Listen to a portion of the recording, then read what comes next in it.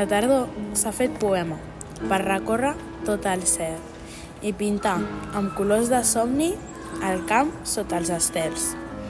La tardor s'ha fet poema per créixer entre els bolets i posar mots d'intempèrie a les fulles d'arbres i arrels. La tardor s'ha fet poema per musicar moments i cantar al bell mig de la natura a l'aire sense prèvia partitura.